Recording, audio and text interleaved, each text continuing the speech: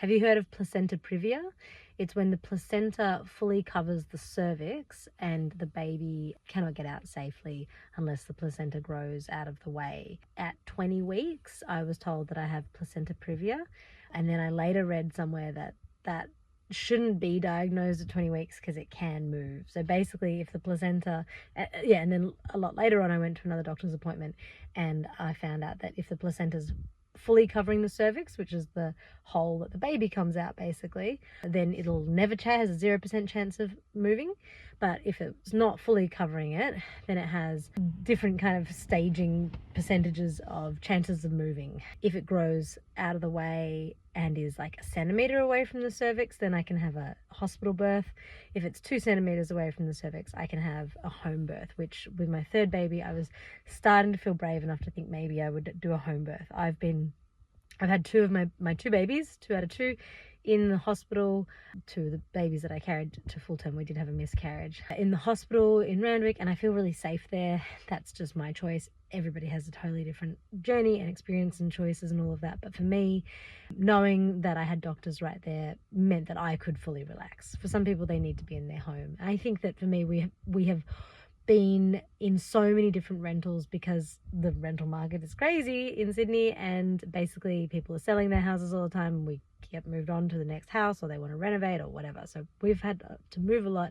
So I've never been in a house that I wanted to have my baby in because none of them meant anything to me particularly, and the hospital I felt very safe in. So I was thinking about a hospital birth, and then this time I was like, maybe I could have a home birth. My mum's house is 10 minutes away from the hospital, 10-15 depending on traffic, and it's a gallery, and I was like, why don't we just draw the blinds and I have the baby in the gallery? We've had the gallery since I was 7 or 8, and that's been an amazing place to grow up in. I can talk about that later, but yeah, Mum was like, wow, well, we've never had a birth in the gallery, let's do that. So, and then soon after I found out I had possibly have placenta previa, which I just think that's that crazy thing of the universe just being like, you think you're gonna make your plans? Well, you're not.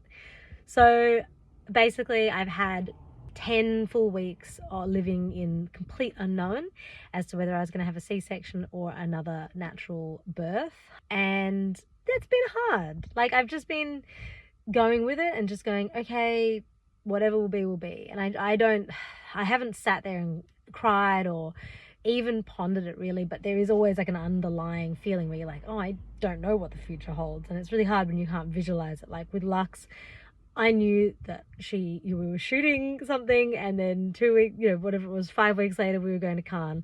I was like, she has to come out. We're going to work together. We're going to, and I visualized this birth, and which is funny because I've never really done visualizing, and I'm pretty skeptical, but I fully visualized Lux's birth, and her and I worked together, and she came out so fast. So that was kind of crazy, and I love birth. I just think it's the most transcendental thing I've ever done, and I am sad that I might miss out on that experience this time. But at the same time, I also like to look at the universe and go, well, you can't control what happens. There are things that you are out of your control, and so what can you control or understand about this situation? And it's like, okay, well, you've had 2 amazing natural births, and if this is the way it is, then this one is the one where you go, well, wow, that's what a C-section's like. Okay, let's try that. So I'm trying to be positive about that, but yeah, it means the recovery time is quite long. Eli is still an electrician's apprentice, which means that he only gets 2 weeks off. So I am quite scared about what happens if I have a C-section and 2 kids already at home, and then this one, and then trying to take care of all of them with a C-section. So the future is very, very unknown right now.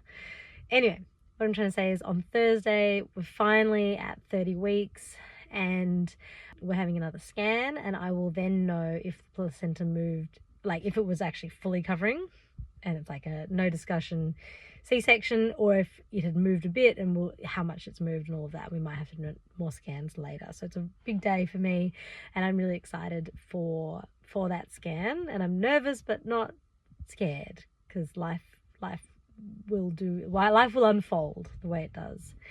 Oh yeah, so the other thing, when my midwife first told me that I had placenta previa, I was just took a minute and a beat, and I was like, so is this what would have killed women and children in childbirth in the past? Because and in third world countries nowadays, because to get the baby out, the placenta has to come away from the cervix, which would have resulted in a stillbirth because the baby would then have no oxygen and potential hemorrhaging for the mother. So like, and she was just like, yeah. I was like, okay.